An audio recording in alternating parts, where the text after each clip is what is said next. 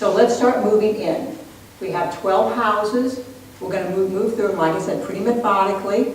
But I'm hoping this is what you're catching out of it. Besides the knowledge, I'm hoping that you start realizing that the time on every slide, I'm going to mention what time is associated with it.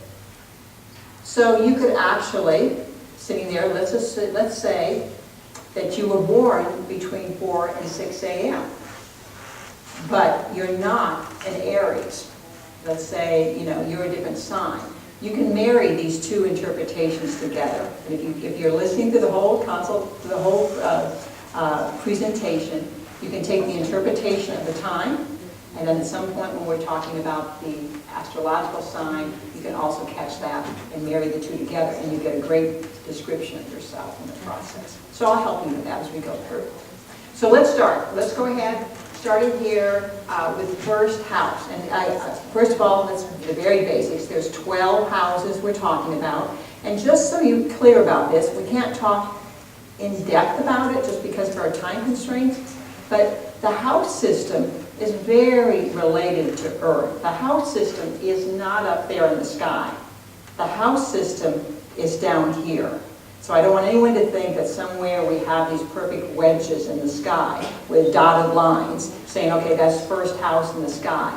No, this is a total reflection of where on Earth, what arenas you are attracted to, and by the way, where you excel.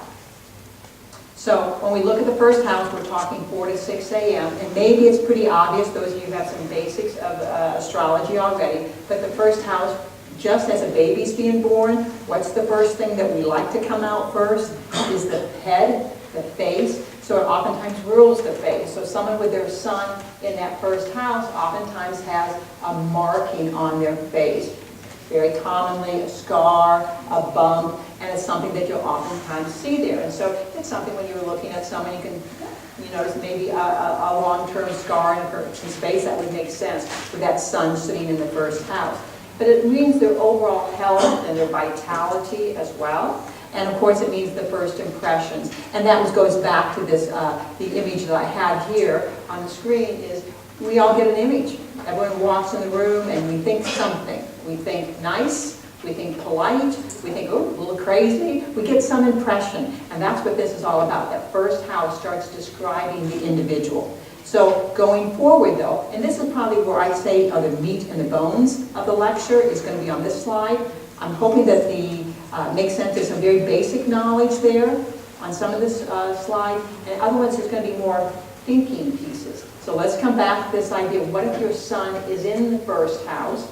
And by the way, do we have anyone here that relates? We have a couple of suns in the first houses, but they're aiming to initiate or rescue. They want to go into action. Sun in the first house isn't one like, well, let's sit around and discuss it a little bit longer. Sun in the first house wants to jump out there and do it, so to speak. So we oftentimes associate it with the fireman, so to speak. The person who's going to run in the burning building, the person who's going to immediately see something on the street and jump into action rather than poke their friend and say, oh, look what's happening over there.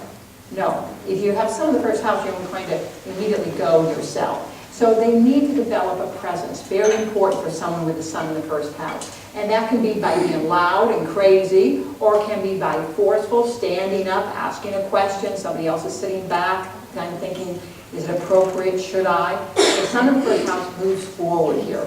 Now, if you go back to the visuals here, does this make sense? Because what's happening at 4 to 6 a.m.?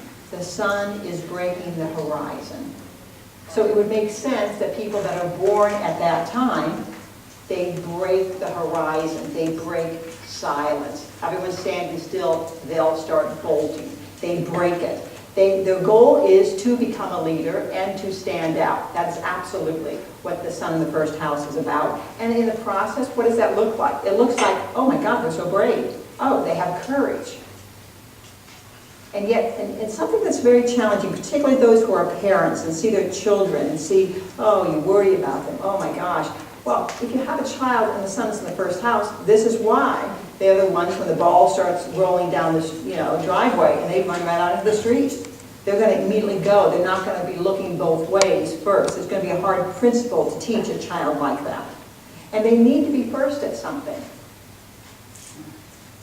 So we have some brave souls here. When you're born between 4 and 6 a.m. So there's the first house, the very mundane, the physical body, the face, tells me how I enter a room. But more importantly here, this is what's really going on throughout their life.